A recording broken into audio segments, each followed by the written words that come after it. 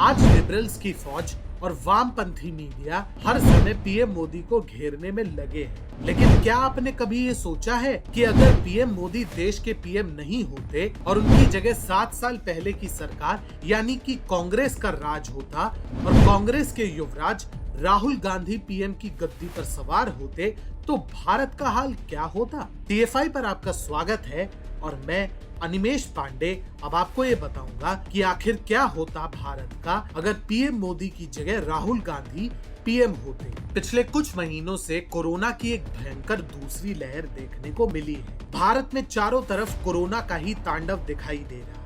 ऐसे में स्वाभाविक है कि जनता सत्ता में बैठे नेता को ही जवाबदेह ठहराएगी और इस समय प्रधानमंत्री नरेंद्र मोदी देश के शीर्ष सत्ता पर हैं। उनके शासन से कुछ लोग नाराज दिखाई दे रहे हैं। पीछे मुड़कर देखें तो वास्तव में कई चीजों को बेहतर तरीके से संभाला जा सकता था, पर क्या आपने कभी भी अन्य विकल्प पर विचार करने का प्रयास किया है? क्या होता अगर प्रधानमंत्री नरेंद्र मोदी के बजाय कोई और प्रधानमंत्री होता? ऐसे में टीएफआई के फाउंडर अतुल मिश्रा ने ट्विटर पर कल्पना के माध्यम से एक ऑल्टरनेट हिस्ट्री का ट्वीट थ्रेड लिखा है कि आखिर क्या होता अगर नरेंद्र मोदी भारत के प्रधानमंत्री नहीं होते। भारत में पिछले कुछ महीनों के दौरान ऐसी कई चीजें हुई जिससे किसी भी देश की कमर टूट चुकी होती। कोरोना वायरस की पहली लहर को सफलतापूर्वक नियंत्रित करने से लेकर विनाशकारी दूसरी लहर के तांडव तक, पश्चिम बंगाल में लगभग जीत से लेकर टीएमसी की प्रचंड जीत के बाद बंगाल में चुनावी हिंसा तक, इजराइल के बीएफएफ होने से लेकर फिलिस्तीन को खुश करने तक, ट्विटर द्वारा कांग्रेस विरोधी समाचारों को फर्जी बताने से लेकर दुनिया भर में B.1.617 संस्करण को भारतीय वेरिएंट के रूप में लेबल करने और भारत में हो रहे कोविड से मौतों की शर्मनाक कवरेज तक। यही नहीं, ऑक्सीजन की कमी, दवा की कमी, वेंटिलेटर की कमी और बड़े आर्थिक उछाल की संभावना पर सवाल भी उठे हैं। किसी के लिए भी देश पर आए संकट के समय में सरकार के मुखिया को दोष देना स्वाभाविक है। आइए अब देखते हैं कि पिछले 7 वर्षों का वैकल्पिक इतिहास क्या होता। आज जो भारत कोरोना से लड़ाई लड़ रहा है, क्या वही भारत इस वैकल्पिक इतिहास में भी रहता है या फिर इससे कहीं कमजोर और दूसरे देशों पर आश्रित रहने वाला भारत होता? वर्ष 2014 भारतीय जनता पार्टी के नरेंद्र मोदी आम चुनाव में जीत की आशा लगाए बैठे हैं और कांग्रेस कमजोर दिख रही है। लेकिन कहते हैं ना कि परिणाम का दिन आश्चर्यों से भरा होता है। कुछ इसी तरह शुरू में तो भाजपा ने कांग्रेस पर बढ़त दर्ज की, लेकिन सुबह 11 बजे के बाद चीजें बदलने लगी। दिन के अंत तक भाजपा को झटका लगता है। भाजपा सबसे बड़ी पार्टी के रूप में उभरती है, लेकिन उसके पास बहुमत से 40 सीटें कम हैं। तब शुरू होती है कांग्रेस का क्षेत्रीय दलों के साथ गठजोड़ की प्रक्रिया। राहुल गांधी गांधी नेहरू परिवार से भारत के प्रधानमंत्री बनने वाले चौथे व्यक्ति बन जाते हैं। चीजों को ध्यान में रखते हुए राहुल गांधी अब कोई जोकर नहीं है, बल्कि अब राष्ट्र मीडिया युवराज के पीछे पीछे घूमना शुरू कर देती है। उनकी गलतियों को गायब कर दिया जाता है। प्रमुख अर्थशास्त्री दिन रात उनके कौशल की प्रशंसा करते हैं। हालांकि आंकड़ों पर उनका नियंत्रण नहीं है, जिसके कारण अर्थव्यवस्था फिसलती है, परंतु लोगों को दिखाई नहीं देता है। आधार अभी भी एक गैर मानकीकृत आईडी कार्ड बना हुआ है और अंततः अपनी प्रासंगिकता खो देता है। इंसॉल्वेंसी एंड बैंकरप्सी कोड के अभाव में कंपनियां शेयर धारकों के साथ धोखाधड़ी करती रहती है। फ्यूजिटिव इकोनॉमिक ऑफेंडर्स एक्ट के अभाव में धोखाधड़ी करने वाले करोड़पति भगोड़े भागकर मौज कर रहे हैं। मेन स्ट्रीम मीडिया हर चीज को ठंडे बस्ते में रखती जाती है।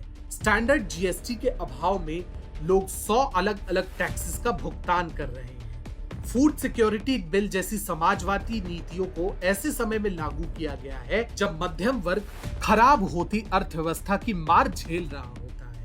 मूडीज ने भारत को डाउनग्रेड किया है और स्टैंडर्ड एंड पुअर्स का कहना है कि भारत की कहानी खत्म हो गई है। आईएमएफ की तो भारत में दिलचस्पी है ही नहीं।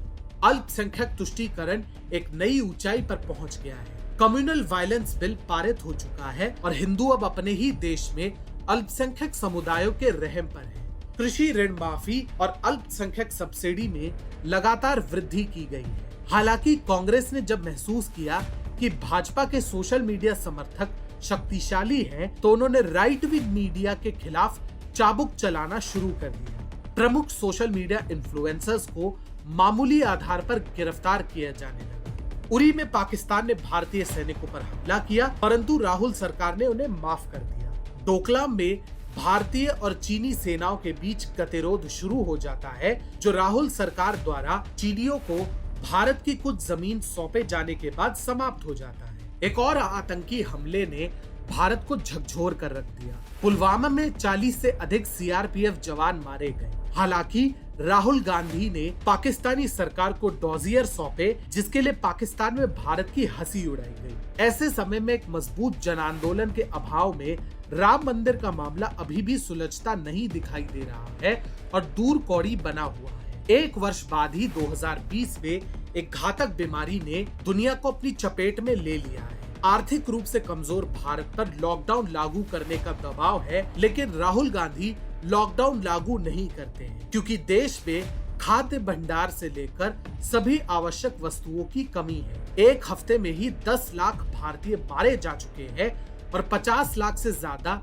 अपनी जिंदगी के लिए संघर्ष कर रहे हैं। पिछले 6 साल में कोई भी नया एम्स या निजी अस्पताल नहीं बना है और ऐसे में अब भारत पश्चिम देशों के रहमो करम पर है। भारत ने आखिरकार लॉकडाउन की घोषणा की, लेकिन तब तक कम्युनिटी ट्रांसमिशन शुरू हो चुका है। अब इस वायरस पर कोई रोक नहीं है और एक गाँव तक पहुंच चुका है। गांव में हर घर से चीखें निकल रही है। लोग चिकित्सा के अभाव में न अस्पताल जा पा रहे हैं और न घर पर इलाज करवा पा रहे हैं। इस अवसर का चीन सस्ते मास्क, पीपीई किट और घटिया वैक्सीन के साथ भारतीय बाजारों में चीनी वस्तुओं की बाढ़ लाने के लिए उपयोग करता है। हालांकि राहुल गांधी के नेतृत्व में भ्रष्टाचार और अन्य मुद्दे मेरी कल्पना से परे हैं। अगर ऐसे में आज चीजें नियंत्रण में नहीं है, तो प्रत्येक भारतीय द्वारा प्रधानमंत्री नरेंद्र मोदी को दोष देना स्वाभाविक है। लेकिन ये भूलना नहीं चाहिए कि वे कितने मोर्चों पर लड़ रहे हैं। वह हमारे पास अब तक के सबसे अच्छे विकल्प है और लंबे समय तक देश में उनके जैसा कोई विकल्प नहीं होगा।